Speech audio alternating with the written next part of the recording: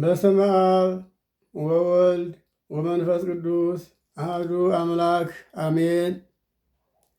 የእግዚአብሔር ቤተሰቦች የእመቤታችን የቅድስት ድንግል ማርያም የአስራት የቃል ኪዳን ልጆች ሁላችሁም በያላችሁበት ዓለምና ሀገር ሁሉ ሰላም ለእናንተ ይሁን። የጌታችንን የኢየሱስ ክርስቶስን መከራውን እያስታወስነ ከዐቢይ ጾም በኋላ በመጨረሻዋ ሳምንት የምናነበው ግብረ ሕማም ይባላል። ይህ ግብረ ሕማም ማለት ግብር ሥራ ሲሆን ሕማማት ደግሞ መከራዎች ናቸው። ጌታችን አምላካችን ኢየሱስ ክርስቶስ የተቀበላቸው መከራዎች በጌታችን ላይ የተፈጸሙ መከራዎች ናቸው እና ይህንን የምናነበው ከሆሳዕና ጀምረን ሲሆን ከሆሳዕና ማግስት እሁድ ሰኞ ከሌሊቱ 6 ሰዓት ላይ የሚነበበው ግብረ ሕማም አሁን እንቀጥላለን። ይህንን ግብረ ሕማም ካህናቱ በመጀመሪያ ቤተ ክርስቲያን ይገባሉ። ተሰባስበው ከዚያ የ7 ቀን ውዳሴ ማርያምን ይደግማሉ። ውዳሴ ማርያምን ከደግሙ በኋላ በዚያች ሰዓት የሚነበበው ወንጌል ማርቆስ ከሆነ ማርቆስን በተመለከተ አቡን ይቃኛሉ። በቀኝና በግራ እየተቀባበሉ አቡን ይቃኛሉ ማለት ነው። ይኸውም አቡኑ እንዲህ ይላል።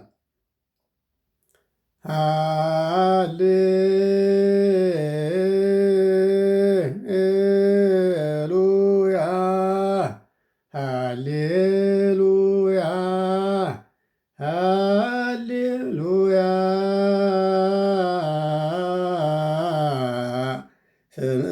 ስምዕዎኪ ለእግዚእነ ኩልክሙ አብያተ ክርስቲያናት ከመ ዘአክበሮሙ ለኦሪት ወለነቢያት በወንጌለ መንግሥት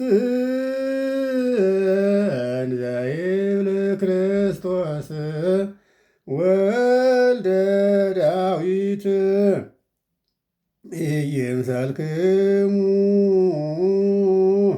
ዘመጻእኩ እሳሮሙ ለኦሪት ወለነቢያት ወኢከመ እንስቶሙ አላ ዳእሙ ዘእንበለ ከመ እፈጽሞሙ ይቤ እግዚእ በወንጌለ ሰላሙ አማኑኤል ስሙ አርያምሙ። ይህንን በቀኝና በግራ እየተቀባበሉ ይዘልቁታል። ታዲያ የዚህ ትርጉሙ ምን ማለት ነው ያላችሁ እንደሆነ ሀሌ ማለት ቅድመ ዓለም የነበረ፣ ሉያ ማለት ዓለምን አሳልፎ የሚኖር ማለት ነው። ስለዚህ ቅድመ ዓለም የነበረ ይህንን ዓለም እየመገበ ያለ ይህንንም ዓለም አሳልፎ የሚኖር እግዚአብሔር አምላክ ምን አለ? ስምዕዎኬ ለእግዚእነ ኩልክሙ አብያተ ክርስቲያናት፣ እናንተ በእግዚአብሔር ስም የምትጠሩ በክርስቶስ ስም ክርስቲያን ተብላችሁ የተጠራችሁ ሁሉ ስምዕዎ ለኬ ለእግዚእነ፣ ጌታችሁን ኢየሱስ ክርስቶስን ስሙት ይላል። ከመ ዘአክበሮሙ ለኦሪት ወለነቢያት በወንጌለ መንግሥት እንዘ ይብል ክርስቶስ ወልደ ዳዊት፣ የዳዊት ልጅ ጌታችን ኢየሱስ ክርስቶስ በወንጌል እንዲህ እያለ ኦሪትንና ነቢያትን እንዴት እንዳከበራቸው ስሙ አስተውሉ አለ። ይህንን አለና ዘመጻእኩ እሳሮሙ ለኦሪት ወለነቢያት፣ ኦሪትንና ነቢያትን ልሽራቸው የመጣሁ አይምሰላችሁ፣ አላ ዳእሙ ከመ እፈጽሞሙ፣ ልፈጽማቸው እንጂ ልሽራቸው አልመጣሁኝም እያለ የድንግል ማርያም ልጅ አማኑኤል በወንጌል የተናገረውን ነገር ስሙ ማለት ነው ትርጉሙ። ይህንንም የማቴዎስ ወንጌል ምዕራፍ ቁጥር 17 ላይ ስንመለከት ጌታችን አምላካችን በወንጌል ሲያስተምር እኔ ኦሪትንና ነቢያትን ልሽራችሁ የመጣሁ አይምሰላችሁ ልፈጽማቸው እንጂ ያለውን ይህንን ነው እንግዲህ ሊቃውንቱ በዜማ የተረጎሙት። በዜማ የደረሱትና ትርጉም ይሄ ነው። ከዚህ ቀጥሎ ሊቃውንቱ ወደ ኦሪቱ ወደ ንባቡ ከመግባታቸው በፊት ደግሞ ሌላ ምን ይላሉ? ምን መሰላችሁ? ለከ ኃይል እያሉ ያመሰግናሉ። በቀኝና በግራው ነው። ይህም ለከ ኃይል እንዲህ ነው። ለከ ኃይል ክብር ወስብሐት ወዕዘዝ እስከ ለዓለም አማኑኤል አምላኬ ለከ ኃይል ክብር ወስብሐት ወዕዘዝ እስከ ለዓለም ኦ እግዚእ ኢየሱስ ክርስቶስ ለከ ኃይል ክብር ወስብሐት ወዕዘዝ እስከ ለዓለም ኃይልየ ወፀወንየ ውእቱ እግዚእየ እስመ ኮንከኒ ረዳእየ እብል ባኮቴት አቡነ ዘበሰማያት እያሉ አቡነ ዘበሰማያትን እስከ መጨረሻው ድረስ እየዘለቁ ይህንንም በቀኝና በግራ ሁለት ጊዜ ይዘልቁታል ማለት ነው። የዚህም ደግሞ ትርጉሙን ምን ማለት ነው? ለከ ኃይል ክብር ወስብሐት ወዕዘዝ እስከ ለዓለም ማለት ለአንተ ኃይል፣ ክብር፣ ጌትነት፣ ገዥነት ለዘላለሙ ገንዘብህ ነው ማለት ነው። አማኑኤል አምላኬ ለከ ኃይል ክብር ወስብሐት ወዕዘዝ እስከ ለዓለም ማለት ደግሞ ፈጣሪ አማኑኤል ሆይ ኃይል፣ ክብር፣ ጌትነት፣ ገዥነት ለዘላለሙ የአንተ ነው ማለት ነው። ኦ እግዚእ ኢየሱስ ክርስቶስ ለከ ኃይል ክብር ወስብሐት ወዕዘዝ እስከ ለዓለም ማለት ደግሞ ጌታዬ ፈጣሪዬ ኢየሱስ ክርስቶስ ሆይ ኃይል፣ ክብር፣ ጌትነት፣ ገዥነት ለአንተ ይገባሃል ማለት ነው። ኃይሌ ወፀወንየ ውእቱ እግዚእ እስመ ኮንከኒ ረዳእየ እብል በአኮቴት ማለት ደግሞ ኃይሌና አምባዬ መጠጊያዬ አንተ ጌታዬ ኢየሱስ ክርስቶስ ነህ። አንተ ረዳቴ ሆነኛልና በምስጋና እንዲህ እያልኩኝ አመሰግንሃለሁ ማለት ነው። እንዲህ እያልኩኝ አመሰግንሃለሁ። ምን እያልኩኝ? በሰማያት ያለህ አባታችን ሆይ ስምህ ይመስገን፣ መንግሥትህ ትምጣ፣ ፈቃድህ በሰማይ እንደሆነ እንዲሁ በምድር ትሁን። የዕለት እንጀራችንን ዛሬ ስጠን፣ እኛም የበደሉንን ሁሉ ይቅር እንደምንል አንተም በደላችን ይቅር በለን። አቤቱ ወደ ፈተና ወደ መከራም አታግባን፣ ከክፉ ሁሉ አድነን እንጂ ይቺ መንግሥት፣ ይቺ ካህሊነት፣ ይቺ ስልጣን፣ ይቺ ጌትነት ለዘላለሙ በእውነት የአንተ ገንዘቦች ናቸውና ማለት ነው። ከዚህ አያይዘው ይህን እንደጨረሱ ወደ ኦሪቱ ወደ ንባቡ ይገባሉ። የኦሪቱ ንባብ በጊዜው የሚነበበው በትንቢተ ኢዩኤል ምዕራፍ 1 ቁጥር 5 እስከ 16 ያለውን መነሻ አድርገው ነው ንባቡን የሚያነቡት። አሁን እንግዲህ በንባብ የምንሰማው በትንቢተ ኢዩኤል ምዕራፍ 1 ቁጥር 5 እስከ 16 ያለውን ነው የምንሰማው ማለት ነው። ኃይለ ቃሉ እንዲህ ይላል። ዘኢዩኤል ነቢይ በረከቱ ትኩን ምስሌነ ለዓለመ ዓለም አሜን። የኢዩኤል የነቢዩ የኢዩኤል ትንቢት በረከቱ ከእኛ ጋር ለዘላለሙ ይደርብን አሜን አለ። ቀጥሎ ነስሑ እንከ ንቅሑ እንከ እለ ትሰትዩ ወይነ ብክዩ ወላህው ሁልክሙ እለ ትሰትዩ ለወይን ለሰኪር እስመ ተሰይረ ፍስሐ ወሐሴተ መዓፉክሙ። እናንተ ወይንን አብዝታችሁ የምትጠጡ ንስሐ ግቡ፣ አልቅሱ። ለስካር ወይንን ትጠጣላችሁ፣ ተድላ ደስታ ከእናንተ ጠፍቷል፣ ተድላው ደስታው ተለይቷችኋል። ረድኤተ እግዚአብሔር ርቋችኋል። የእግዚአብሔር ጥበቃው፣ የእግዚአብሔር ቸርነቱ፣ የእግዚአብሔር ፍቅሩ ተለይቷችኋልና እዘኑ፣ አልቅሱ ማለት ነው። ቀጥሎ ቁጥር 6 ላይ እስመ አድጉ አሕዛብ ጽኑዓን ውስተ ምድርክሙ ዘአልቦ ሁልቁ ሰነኒሆሙ ሰነነ አናብስት ወኩርናአቲሆሙ ዘእጓለ አናብስት። ጽንዋን ኃያላን የሚሆኑ ስፍር ቁጥር የሌላቸው ጥርሶቻቸው የአንበሳ መንጋጋ የሆኑ መዳፎቻቸው እንደ አንበሳ መዳፍ የሆኑ አሕዛብ ወደ ሀገራችሁ ተነስተው መጥተውባችኋል። ሀገራችሁን ሊነጥቋችሁ፣ እናንተን ሊያጠፏችሁ፣ ንብረታችሁን ሊዘርፏችሁ፣ ሊማርኳችሁ መጥተውባችኋልና እጅ ሰጥታችሁ የአሕዛብ ማላገጫ ከመሆናችሁ በፊት ወደ እግዚአብሔር አመልክቱ። ጠላቶቻችሁን ባሉበት የሚያስቆምላችሁ የሚገድብላችሁ መከታችሁ፣ አምባችሁ፣ መጠጊያችሁ እግዚአብሔር ነውና ይሄ ሁሉ መከራ ሳያገኛችሁ አስቀድማችሁ ወደ እግዚአብሔር ለምኑ፣ ወደ እግዚአብሔር አልቅሱ ማለት ነው። ይህም ታሪክ ሆኗል። በቀድሞ ዘመን ነቢያት እስራኤልን እንዲህ መክሯቸው ነበረ፣ ያስተምሯቸው ነበረ። እስራኤል ዙሪያውን በጠላት ተከበው ነበረ። ግን አጥራቸው ቅጥራቸው እግዚአብሔር ስለነበረ፣ ኃይላቸውም እግዚአብሔር ስለነበረ፣ የአብርሃም የይስሐቅ የያዕቆብ ዘሮች ስለነበሩ ምንም እንኳ በጎ ሥራ ባይኖርባቸውም እግዚአብሔር ግን ስለ አብርሃም፣ ስለ ይስሐቅ፣ ስለ ያዕቆብ ይጠብቃቸው ነበረ። ጠላቶቻቸውን ድል እያደረገ እነሱን በደስታ በፍቅር ይዟቸው ይኖር ነበረ። እነሱም ደግሞ የእግዚአብሔርን ቸርነት ባለማወቃቸውና ባለመገንዘባቸው ምክንያት እግዚአብሔር ነገሩ ሲብስበት ሲመረው አሳልፎ ለጠላት ሰጣቸው። የፋርስ፣ የባቢሎን፣ የአሦር ነገሥታት እየተነሱ ተናጠቋቸው፣ አጠፏቸው። ለዚህም ይህንን በትንቢተ ኤርምያስ ብዙ ጊዜ ነቢዩ ኤርምያስ ሲናገር ሲያስተምራቸው የነበረ ነው። እርሱም ራሱ ተማርኮ ወርዷል።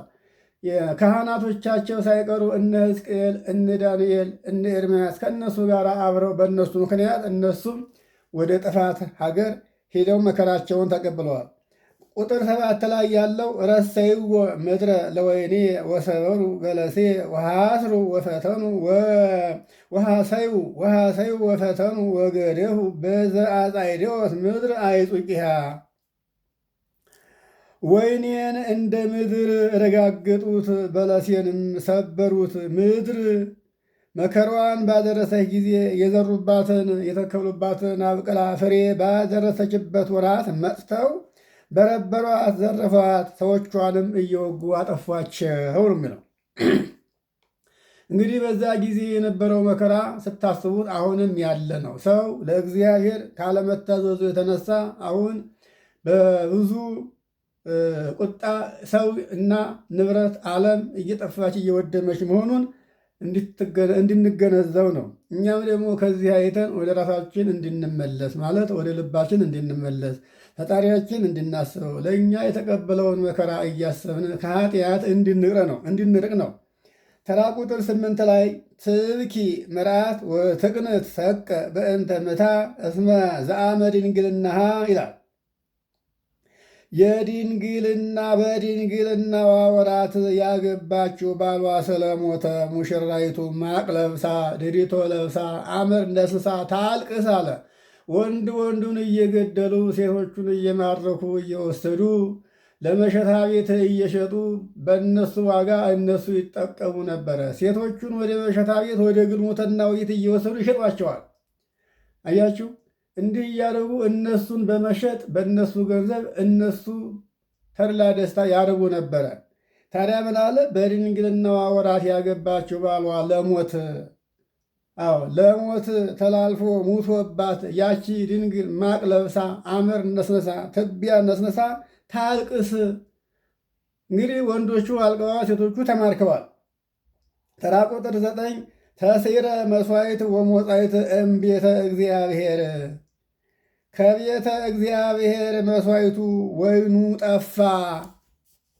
ከቤተ እግዚአብሔር መስዋዕቱ ተሰውቶ ወይኑ ተዘጋጅቶ ለምእመናን የሚቀረው ያ ሁሉ ጠፋ። ካህናቱ ተማርከዋል፣ አብረው አልቀዋልና፣ ቤተ መቅደሱ ፈርሷልና፣ ንዋየ ቅድሳቱ ተማርኳልና ያ ሁሉ ማዕረግ ጠፋ። ዛሬ በዘመናችን ቤተ ክርስቲያን ስትቃጠልና ስትፈርስ አምልኮት ስንፈጽም የምንሰራበት ስራ ሁሉ የምናየው ሁሉ ጠፍቷል። ልክ እንደዛ ማለት ነው። አሁን ያ ዘመን እየተፈጸመ ያለንበት ጊዜ ያ ዘመን እየተፈጸመ ያለበት ዘመን ነው።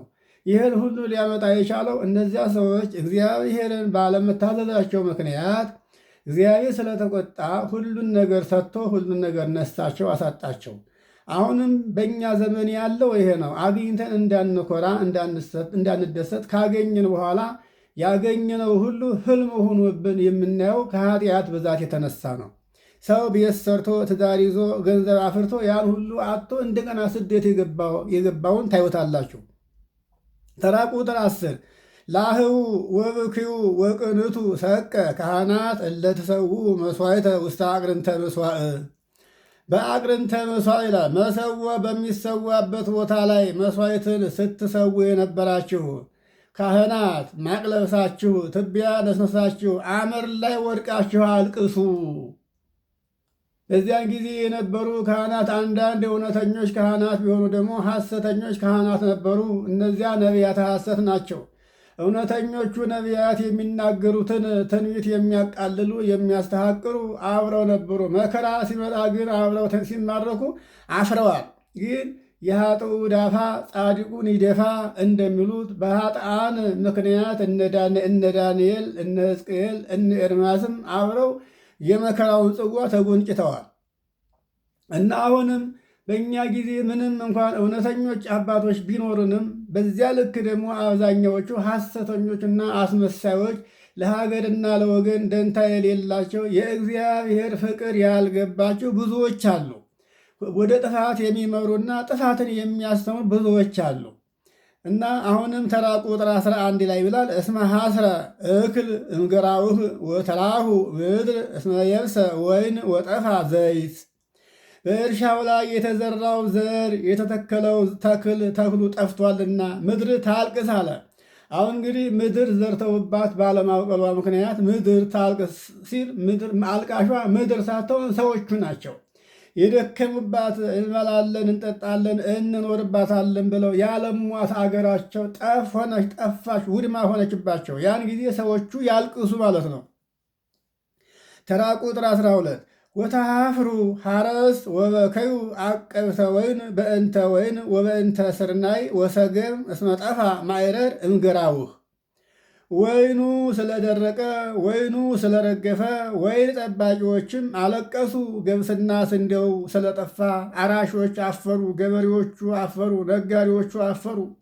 መቼም ነጋዴ አያርስም አይቆፍርም። ካራሹ ከቆፋሪው ከገበሬው ሸምቶ ነው ነጋዴ የሚነግደው የሚያተርፈው። ገበሬው ካጣ የነጋዴውም እጁ ይቆማልና ሁሉም አፈሩ አለ።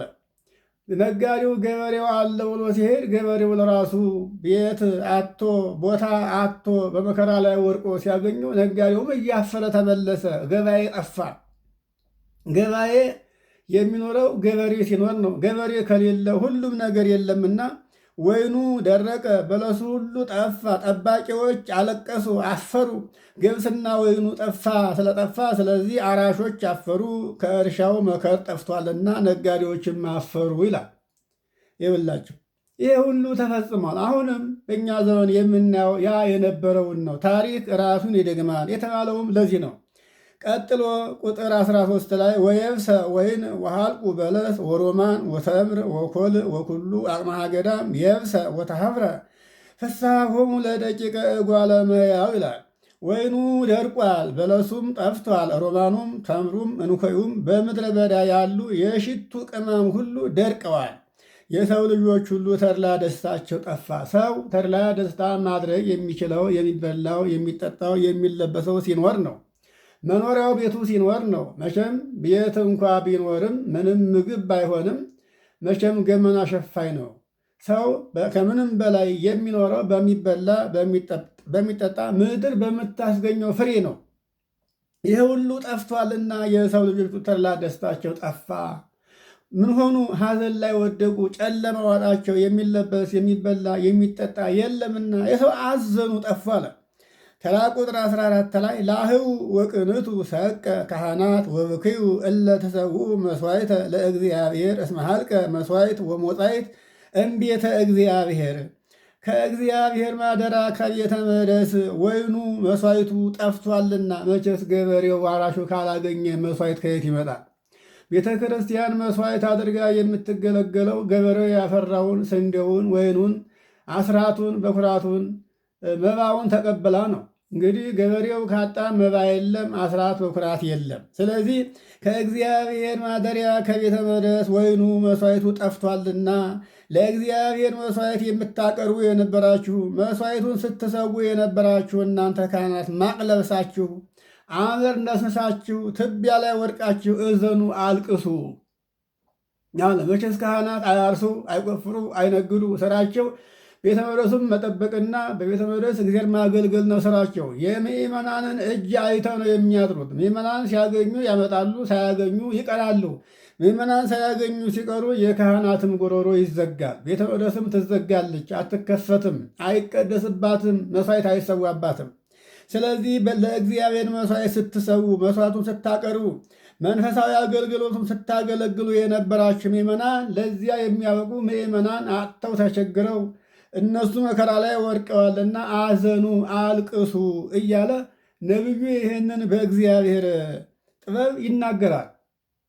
አሁንም የምናየው ያንን ነው። ተራ ቁጥር 15 ላይ ደግሞ ቀጥሎ ቀድሱ ጾመ ወስብኩ ምህላ ወአስተጋቡ ሊቃውንተ ወኩሎ ዘይነብር ውስተ ቤተ አምላክነ ወጽርፉ ሀበ እግዚአብሔር ህቡረ። ጾሙን ለዩ፣ ምህላውንም በዚህ ቀን ይሁን ብላችሁ አውጁ፣ አዋጅ ንገሩ። አለቆችንም ሰብስቧቸው፣ በፈጣሪያችን በእግዚአብሔር ማደሪያ የሚኖረውንም ሁሉ ሰብስቡት። ሁላችሁም አንድ ሆናችሁ ወደ እግዚአብሔር ለምኑ።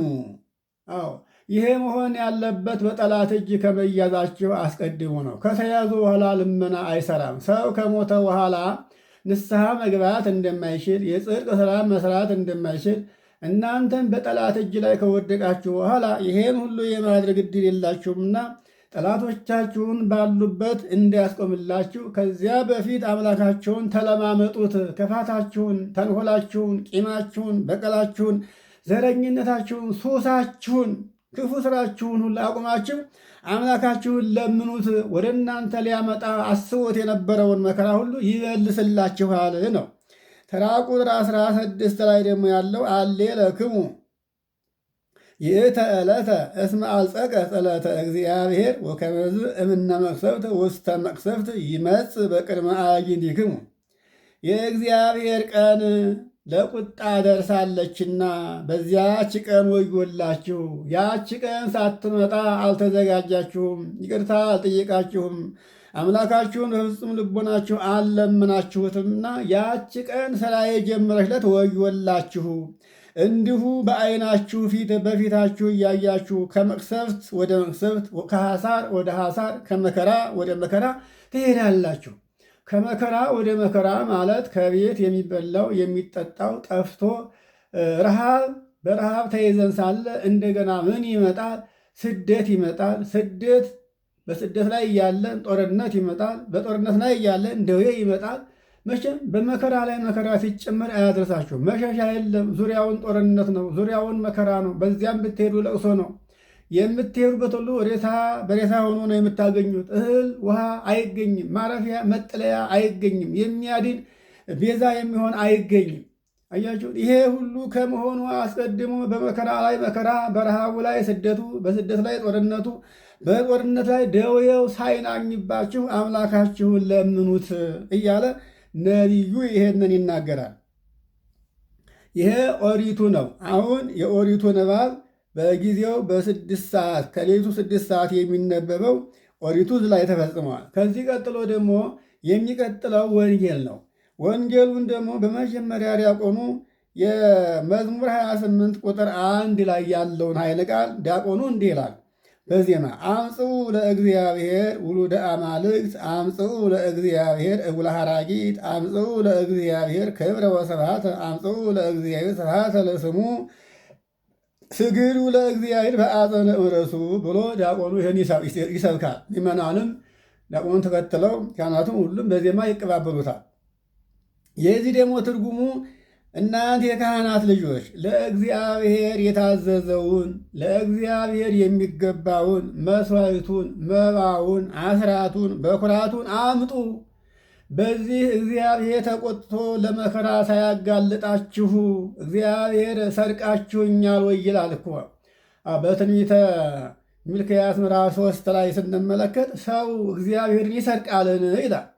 ሰዎች ደግሞ እኛ ምን ሰረቅንህ ሲሉት አስራቴን በኩራቴን መቀማታችሁ አለመስላችሁ ስርቆት አይደለምን? እኔም በዚያ ምክንያት ሰማይን ዘጋሁባችሁ፣ ዝናብ በሰዓቱ በጊዜው እንዳይመጣ ምድርም የዘሩባትን የተከሉበት እንዳታበቅል ፍሬ እንዳትሰጥ አረኳችሁ። ፍሬ እንኳ ብትሰጥ ያንንም አራዊት እንዲበሉት ሰዎች መጥተው እንዲነጥቋችሁ አደረግኩኝ።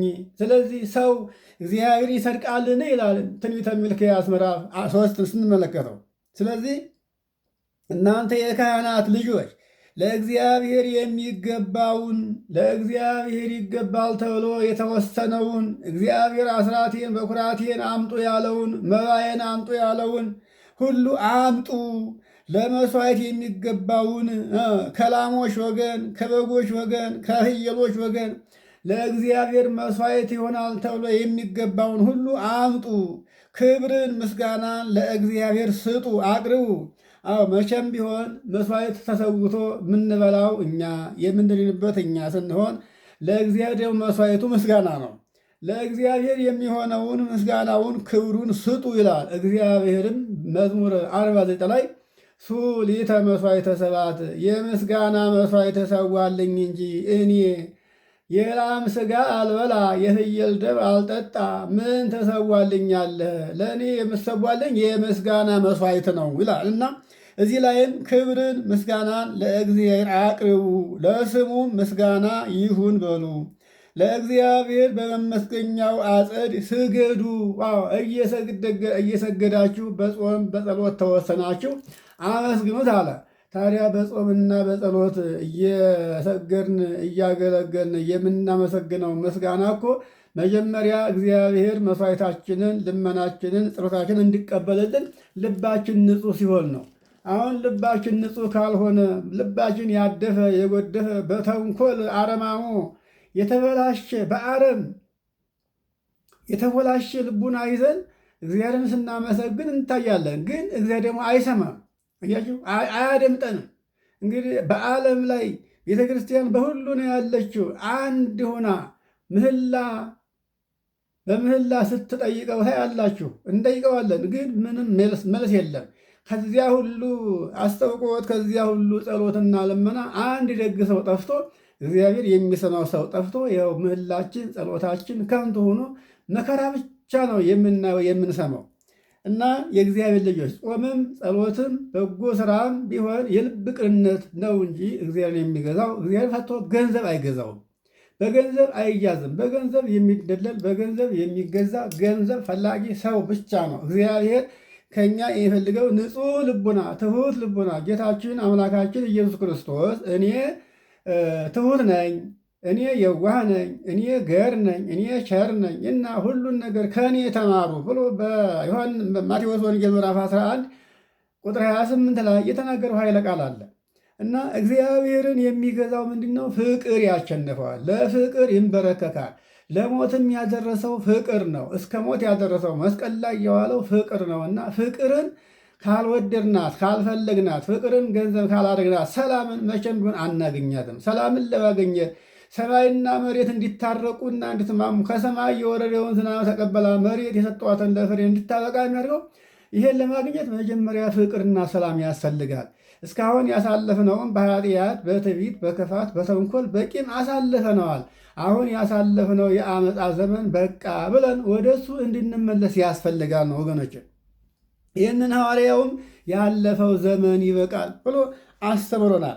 ከዚህ ቀጥሎ ካህኑ ወንጌልን ያነባል። ወንጌሉ የማርቆስ ወንጌል ነው። እንግዲህ ሰኞ ሌሊት 6 ሰዓት ላይ የሚነበበው የማርቆስ ወንጌል ነው። ካህኑ እንዲህ ያነባል። የማርቆስ ወንጌል ምዕራፍ 10 ቁጥር 32 እስከ 34 ድረስ ያለው እንዲህ ይላል። ወበፍኖት እንዘ ያዕርጉ ኢየሩሳሌም ይቀድሞሙ እግዚእ ኢየሱስ ወደንገጹ ወእለሂ ይተልውዎ ፈርሁ ወነስኦሙ ለአሰርቱ ወክልኤቱ ወአሐዘ ይንግሮሙ ዘሃለወ ይርከቦ። የዚህ ትርጉም ምንድን ነው? ጌታችን አምላካችን ኢየሱስ ክርስቶስ በመንገድ ወደ ኢየሩሳሌም ሲወጡ እንዲህ አላቸው ቀድሟቸው ነበርና ለጊዜው ቀድሟቸው ነበርና እነሱ ደንግጠዋል። የተከተሉትም ሁሉ ፈሩ። 12ቱንም በአንድ ላይ አድርጎ ይሄው በእሱ ላይ ይደርስበት የነበረውን የሚያገኘውን መከራውን ነገራቸው። እንዲህ ብሎ ምን አላቸው? ወይቤሎሙ ናሁ ነዐርግ ኢየሩሳሌም ወይእህዝዎ ለወልደ እጓለ እመሕያው ሊቃነ ካህናት ወጸሐፍት ወይኮንንዎ በሞት ወይሜጥውዎ ለአሕዛብ። ምን አላቸው? እንዲህ አላቸው፣ እነሆ ወደ ኢየሩሳሌም እንወጣለን። የካህናት አለቆችና ጻፎች የሰው ልጅ ክርስቶስን ይይዙታል፣ ይፈርዱበታል፣ ለአሕዛብም አሳልፈው ለሞት ይሰጡታል አላቸው። ተራ ቁጥር 34 ላይ ደግሞ ወይሳለቁ ላዕሌሁ ወይወርቅዎ ወይቀስፍዎ ወይቀትልዎ ወይትነሣ በሳልስት ዕለት። ያፌዙበታል፣ ምራቃቸውን ይተፉበታል፣ ይገርፉታል፣ ይገሉታል። እርሱ ግን በሦስተኛው ቀን ከሙታን ተለይቶ ይነሳል እያለ ይላቸው ነበረ። እንግዲህ የሰውን ልጅ ክርስቶስን ነው ያላቸው። ራሱን አርቆ ይነግራቸዋል። ይይዙኛል፣ ያስሩኛል፣ ይገርፉኛል፣ ይገሉኛል፣ እኔ ግን በሦስተኛው ቀን ከሙታን ተለይቼ እነሳለሁ እያለ ይህን ለደቀ መዛሙርቱ ይነግራቸው ያስተምራቸው ነበረ። ለጊዜው ግን እነሱ ይህን አላስተዋሉትም ነበር። ይገርማቸዋል። ልክ እንደ ዛሬው እንደኛ ማለት ነው። አሁን ዛሬ እኛ እውነቱ እየተነገረን እንደ ታሪክ አድርገን ነው የምንመለከተው እንጂ እንደ እውነት አድርገን በልባችን ላይ አናሰፍረውም። እውነቱ ይነገረናል፣ የምናነበውም ብዙዎች ነን። ግን በምንም ተአምር እውነቱ ወደ ልባችን አይወርድም፣ ልባችን ላይ አይኖርም። አያችሁ? ለምንድን ነው ያላችሁ እንደሆነ ውስጣችን አሽከት ነው፣ ልባችን ጠማማ ነው። ክፋትና ተንኮል ይሄን ዓለም በመውደድ ብቻ ነው ያለ ነው እንጂ እግዚአብሔር ለሰው ልጆች ያደረገውን መልካሙን ስራውን ስለማናስብ ለዚህ ነው ሁሉ ነገር እውነቱ ነገር የሚርቀን የእግዚአብሔር ልጅ። ስለዚህ የዚያን ጊዜ ሐዋርያት እውነቱ ሲነገራቸው ለጊዜው አይገባቸውም ነበረ። እንደ ዛሬ እኛ እንደምናስብ ነበር የሚያስቡት። ቀጥሎ ከወንጌል በኋላ የሚነበብ ቃል አለ፣ ድኅረ ወንጌል ይለዋል። እሱ ደግሞ ምን ይላል? ተራ ቁጥር 1 ላይ አስተበቁ ኀቤከ ኦ እግዚእ ኢየሱስ ክርስቶስ ርእይ ኀቤየ በዐይነ ምሕረትከ ወሱጥ ውስተ ልብየ መንፈሰከ ቅዱሰ ከመ ያንጽሐኒ እምኩሉ ሐሜት ከመ እንብብ ወአይምር ዘንተ ግብረ ዐቢየ ዘምሉ ምስጢረ ዘአመርከ ኪያሁ ይላል። ይህ ማለት ጌታዬ ኢየሱስ ክርስቶስ ወይ ወደ አንተ እማልዳለሁ፣ ወደ እኔም አንተም በምሕረትና በቸርነት በይቅርታ ዓይንህ ተመልከት፣ በልቡናዬም ቅዱስ መንፈስን አሳድር። ሰው የእግዚአብሔር መንፈስ ቅዱስ ካላደረበት እውነቱን ማወቅ አይችልም። ወደ እግዚአብሔር ልመለስ ቢል እድሉ አይኖረውም። እግዚአብሔር መንፈሱ የተለየው ሁሉ ወደ እግዚአብሔር ሊመለስ ፈጽሞ አይችልምና፣ ስለዚህ ከሐሜት ሁሉ አንጻኝ አለ። እሱን ያመለከትክበትን ይህን ታላቁን ሥራ አንብቤ አውቅ ዘንድ ወደ እውነቱ ምራኝ፣ እውነቱን ነገር ማወቅ እንዲቻለኝ መንፈስ ቅዱስን አሳድርብኝ ማለት ነው። መንፈስ ቅዱስ ከተለየን እውነቱን ማወቅ አንችልም። አሁን ዓለም እውነቱን ያውቃል ብለን ብናስብ አያውቅም። ለምን? ተለይቶታል መንፈስ ቅዱስ። ይኸውላችሁ በሐዋርያት ዘመን በክርስቶስ ዘመን በዓይናቸው እያዩ እውነቱን ማመን ስላቃታቸው ጨርሶ ተለያቸው። ያመኑትንም በእንግዲያ ምስጢሩን ገለጠላቸው። ዓይናቸው በራ፣ እስከ ወዲያኛው ድረስ እስከ ዓለም ፍጻሜ ድረስ ማየት ቻሉ። እያችሁ እዚያ ልጆች ይሄንን ነው በሕማማት የምናነበው። ይሄንን አሁን ይሄንን በሕማማት ወቅት ቤተ ክርስቲያን መጥተው መስማትና መሳተፍ ለማይችሉ በብዙ ውጣ ውረድ ላሉ፣ በበረሃ ላሉ፣ በስራ ላይ ላሉ፣ በሕመም ላይ በእርጅና ላይ ላሉ ሁሉ በቤታቸው እንዲደርሳቸውና እንዲሰሙት ታስቦ ነው። እንግዲህ እግዚአብሔር አምላካችን ፈቃዱ ሆኖ ካስፈጸመን ሐሳቡ ይሄ ነው። ቀጥሎ ቁጥር 2 ላይ እስመ በዕለት ዘአረገ ኢየሩሳሌም ከሰትከ ሕማማተ ለአርዳኢከ ወትቤሎሙ ናሁ ነሐውር ኢየሩሳሌም ወናሁ ይእህዝዎ ለወልደ እጓለ እመሕያው ሊቃነ ካህናት ወይቀትልዎ ወይሜጥውዎ ለሞት ወይቀብርዎ ውስተ መቃብር ከመ ኩሉ እጓለ እመሕያው ወይትነሣ በሳልስት ዕለት። ወደ ኢየሩሳሌም በወጣህባት ቀን ለደቀ መዛሙርትህ እነሆ ወደ ኢየሩሳሌም እንወጣለን፣ የሰው ልጅ ክርስቶስን የካህናት አለቆች እና አይሁድ እነሆ ይይዙታል፣ አሳልፈው ለሞት ይሰጡታል፣ ይገድሉታል፣ እንደ ማንኛውም ሰው ሁሉ በመቃብር ውስጥ ይቀብሩታል። እርሱ ግን በሦስተኛው ቀን ይነሳል ብለህ የመከራህን ነገር ያመለከትከውን እርሱን ማስተዋል እችል ዘንድ አውቅ ዘንድ መንፈስ ቅዱስን አሳድርብኝ ማለት ነው። ተራ ቁጥር 3 ወንሕነ ኩልነ ምእመናን ንጽራህ እንዘ ንብል ኦ ዘሐመ በእንቲአነ ወአርያነ ወመሐረነ። እኛም ሁላችን ምእመናን ስለ እኛ መከራ የተቀበልህ ሆይ አዲነን፣ ይቅር በለን እያልን ወደ አንተ እንጮኻለን፣ እናንጋጥጣለን። ልመናችንን ጩኸታችንን ስማን ማለት ነው። እርሱ እኛ ስማን ብለን ሳንለምነው ይሰማል። ግን እንድንሰማ ሆነን ከተገኘን ነው የሚሰማን። እንድንሰማ ሆነን ሳንገኝ ስንጮህ ብንውል ግን መስማት አይቻልም። መጀመሪያ ወይኩን ፈቃዲከ በከመ በሰማይ፣ ፈቃዲ በሰማይ እንደሆነች እንዲሁ በምድር ትሁን እያልን እንለምናለን። ይህ ማለት ፈቃዲ በሰማይ እንደሆነች ሁሉ እንዲሁ በምድር ትሁን ስንል በመጀመሪያ ፈቃድ መፈጸም ያለበት የአባት ፈቃድ ወይስ የልጅ ፈቃድ ነው? ልጅ ለአባቱ ታዛዥ መሆን አለበት። አዎ በሕፃንነት ጊዜ አባት የልጅን ፈቃድ ይፈጽማል፣ ልጅ ስለማያውቅ ነው። አሁን እኛ አዋቂዎች ነን። አዋቂዎች ከሆነ በኋላ መከበር ያለበት መታፈር ያለበት ፈቃዱ መፈጸም ያለበት የአባት ነው። የአባታችን ፈቃድ ከፈጸምን በኋላ ፈቃዳችን ያውቀዋል እግዚአብሔር። ስለዚህ እርሱ እንዳወቀ እሱ እንዳሰበ ፈቃዳችንን፣ ችግራችንን፣ ልመናችንን ይሰማናል፣ ይፈጽምልናል ማለት ነው። እኛ የእሱን ፈቃድ አንዷን እንኳ ሳንፈጽማ ሳንነካ እንደ ለመስማት እንኳ ፈቃደኛ ሳንሆን ይህን አድርግልኝ ብለን እንጮሃለን። ግን ጩኸት ብቻ ነው የተረፈን እንጂ ያገኘነው ነገር የለም። አሁንም ተራ ቁጥር 4 ላይ ክርስቶስ መድኃኒነ መጻ ወሐመ ወበሕማማቲሁ ቤዘወነ ለንሰብሖኬ ወነአልል ስሞ ህቡረ እስመ ውእቱ ገብረ ለነ ይላል። ይህ ማለት መድኃኒታችን ጌታችን አምላካችን ኢየሱስ ክርስቶስ ሰው ሆኖ መከራ ተቀብሎ በመከራው ተቤዠን፣ አዳነን። ስለ እኛ ልንቀበለው የሚገባንን ነገር እኛ ልንሸከመው እንደማይቻል አውቆ የእኛን መከራ ተሸክሞ ስለ እኛ ተንከራተተ፣ ስለ እኛ ተንገላታ፣ ስለ እኛ ታሰረ፣ ተገረፈ፣ ተቸነከረ። በእውነት ያንን ችንካር እኛ እንችለዋለን እንዴ? በአንድ ብትር እኮ እንሞታለን። በአንድ ጡጫ ሰው ይሞት የለ እንዴ? እያችሁ ያን ሁሉ መከራ አይደለም አዳም የተሰጠው ቀኖና 5500 ዘመን የተሰጠውን ቀኖና ጨረሰ። መጨረሻዋ ግን ስለምትከብድ ያችን መቀበል ስለማይቻለው ያችን መከራ ግን በአዳም ተገብቶ እሱ ተቀበላል። እንግዲህ አስቡት፣ አዳም 5500 ዘመን ካሳለፈው የመከራ ዘመን ክርስቶስ በአንድ ቀን የተቀበለው መከራ እጥፍ ይበልጣል ወገኖቼ።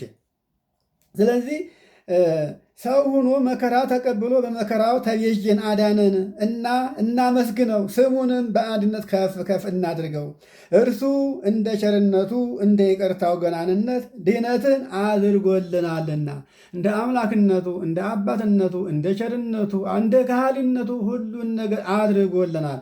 ታዲያ እግዚአብሔርን ወረታውን በምንድን ነው የምንከፍለው ወገኖች? በአመፅ፣ በተንኮል፣ በግፍ፣ በስስት፣ በቅናት፣ በምቀኝነት በምን መልኩ ነው? እግዚአብሔር እንደሆነ እኔ ቸር ነኝ፣ እኔ መሐሪ ነኝ፣ እኔ ይቅር ባይ ነኝ፣ እኔ ርኅሩህ ነኝ እና እናንተም እንደኔ ቸሮች፣ የዋሆች፣ ቅኖች፣ ታማኞች ሁኑ ነው የተባልነው። አሁን ታዲያ ይሄንን የያዘ ሰው ይገኛሉ? አያችሁ፣ አስመሳዮች ሁነን ተገኘን ሁላችንም። በዚህ ምክንያት ግን መከራው እየባሰ እየጸና መጣ። ከዚህ ቀጥሎ ደግሞ የሚቀጥለው የ9 ሰዓት ነው። አሁን ያነበብነው የ6 ሰዓት ነው። አሁን ደግሞ የሌሊቱ ከሌሊቱ በ9 ሰዓት የሚነበበውን እንመለከታለን። ይሄ ደግሞ ነቢዩ ሚክያስ የተናገረው ነው። በተሳቱ ሰዓተ ሌሊት ዘሰኑይ ይላል። ሰኞ ሌሊት 9 ሰዓት ማለት ነው። ዘሚክያስ ነቢይ በረከቱ ትኩን ምስሌነ ለዓለም ዓለም አሜን። የነቢዩ የሚክያስ ትንቢት በረከቱ በእኛ ላይ ይደርብን አለና ሚክያስ ምዕራፍ 2 ቁጥር 3 እስከ 11 ድረስ እንዲህ ይላል። በእንተ ዝንቱ ከመዝ ይቤ እግዚአብሔር ናሁ አነ መከርኩ እኩይ ላዕለ ዝንቱ ሕዝብ በዘኢይነስኡ እንከ ከሳሎሙ ወኢይሃውሩ እንከ ርቱዐ ፍኖተ እስመ ታዌግቦሙ ዕለተ እኪት ይላል። ይህ ማለት ይህንን ሁሉ ስላደረጉ እግዚአብሔር እንዲህ አለ፣ ክሳደ ልቡናቸውን በማያነሱ ቀና መንገድ በሌላቸው በቀና መንገድ በማይሄዱ እነሆ እኔ በእነዚህ ወገኖች ላይ ክፋትን መከርኩባቸው።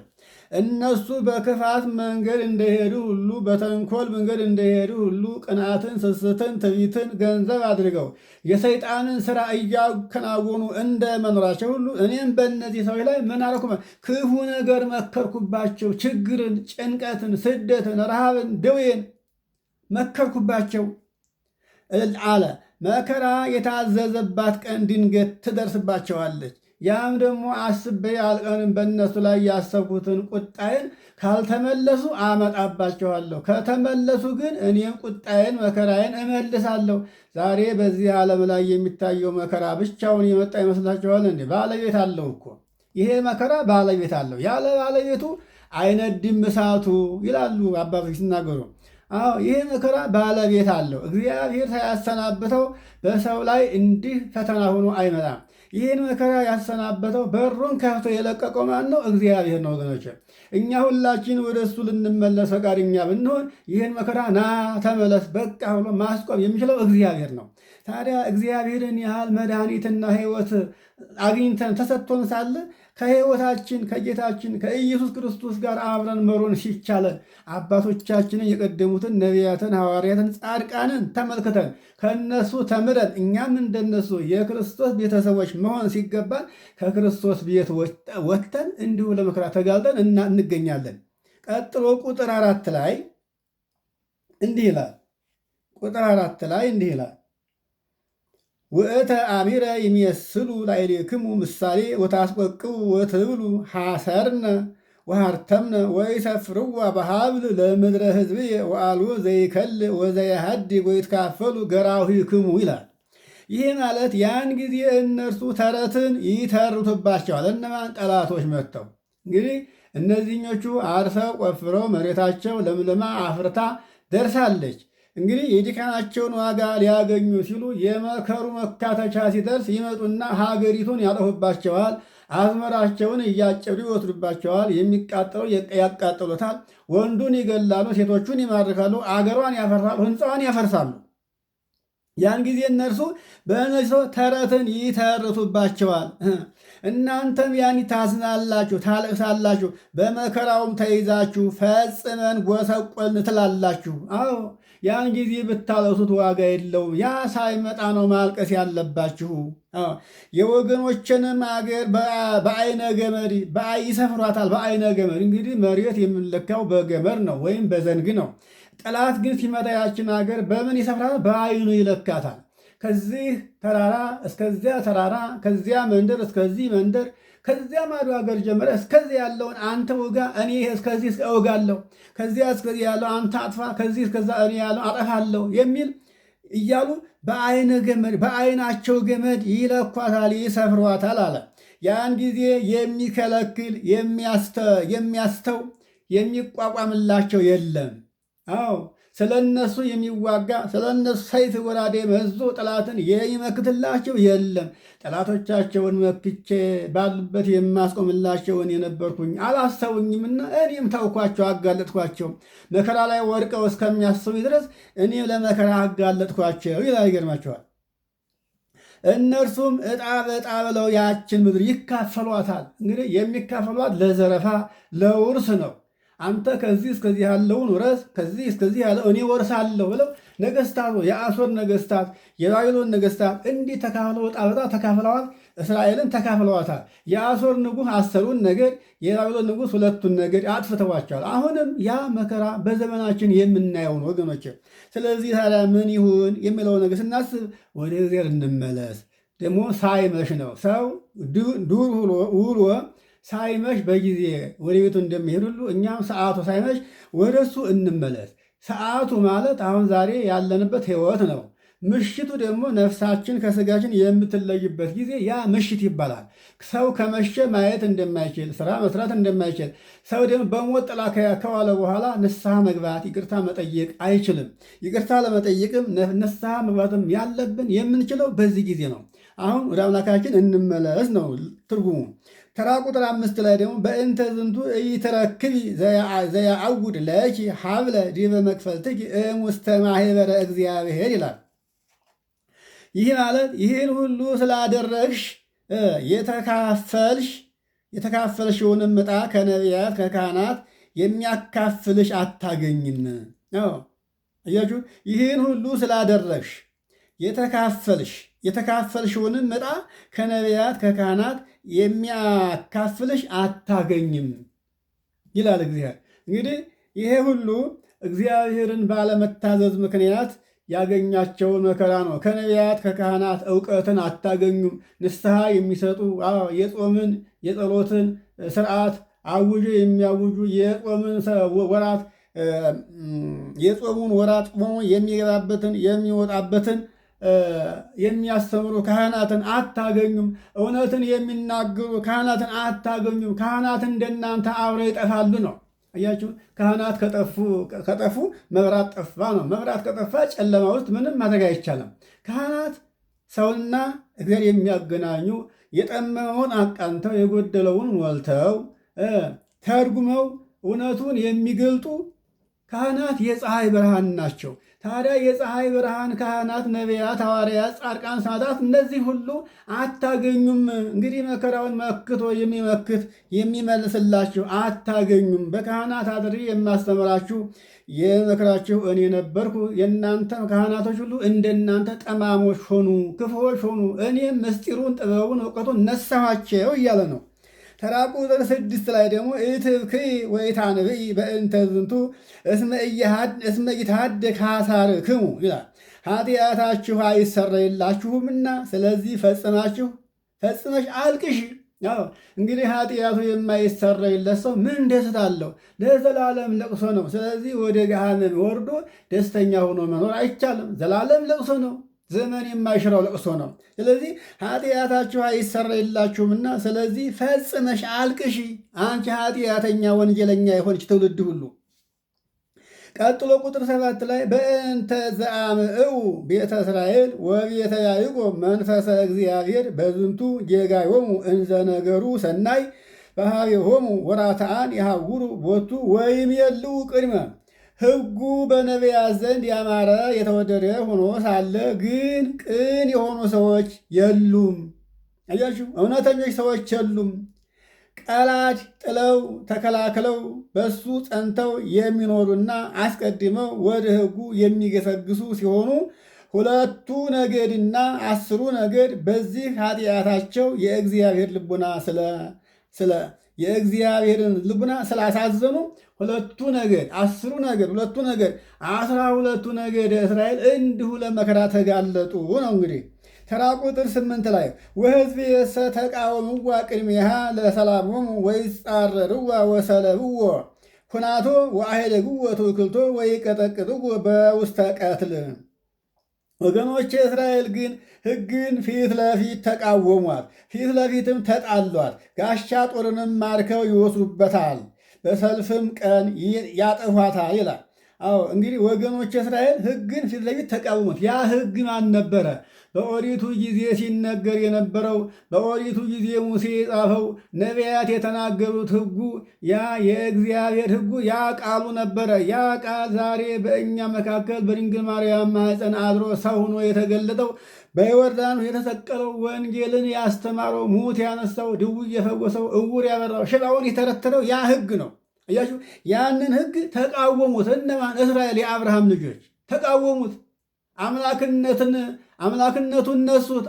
አንተ ሰው ስትሆን አምላክ ነህ ትላለህ እንጂ እያሉ አሰሩት፣ ገረፉት፣ ሰቀሉት። እንግዲህ አያችሁ ሕጋቸውን ሰቀሉት። አስቡት።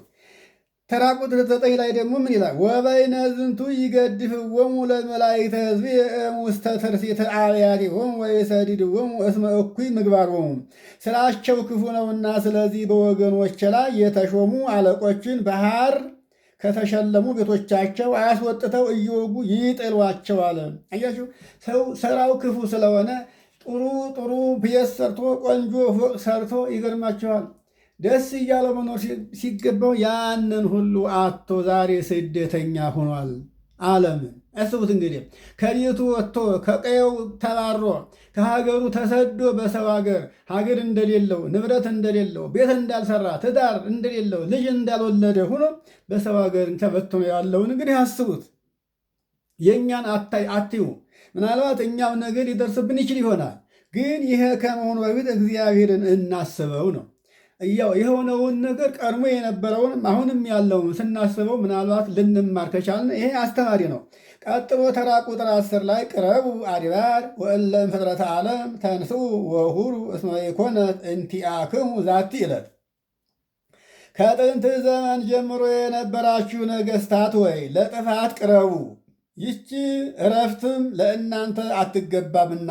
ማለት ሰላምና ደስታ ለእናንተ አይገባችሁም። እንደናንተ ላለ አመፀኛ፣ እንደናንተ ላለ ትዕቢተኛ፣ እንደናንተ ላለ የእግዚአብሔርን ቸርነትና መሐሪነት ለማይገነዘብ ለእናንተ ሰላም አይገባችሁም፣ እረፍት አይገባችሁም። ስለዚህ ለእናንተ ሰላም ለእናንተ አትገባምና ተነስታችሁ ተማርካችሁ ሂዱ። ከአሁን በኋላ ዋይ ዋይ እያላችሁ እያለቀሳችሁ ባሪያ ሁናችሁ ተገዥ ሁናችሁ ኑሩ ብሎ እግዚአብሔር ፈረደባቸው። አዎ ቀጥሎ ቁጥር 11 ላይ በእንተ ርክስክሙ ጠፋይክሙ ወሃለቅሙ ወጎየይክሙ እንዘ አልቦ ዘይደግነክሙ ይላል። ጣዖትን ስላመለካችሁ ልባችሁ አመፀኛ፣ ግፈኛ፣ ተንኮለኛ፣ ጨካኝ፣ አረመኔዎች ስለሆናችሁ ፈጽማችሁ ትጠፋላችሁ። የሚከተላችሁ ሰው ሳይኖር የሚያሳድዳችሁ ጠላት ሳይኖር እንዲሁ በራሳችሁ ስትሸሹ ትኖራላችሁ የሚለው ይቆየን። ከዚህ ቀጥሎ ይሄ የ9 ሰዓት ነው። ከዚህ ቀጥሎ ወንጌሉን ነው የምናነበው። አሁን ኦሪቱን አንበናል። ለወንጌሉ ደግሞ ቀጥል እናነባለን። ለአድማጮች እንዳይበዛ እዚህ ላይ እናቆየዋለን። ይቆየን።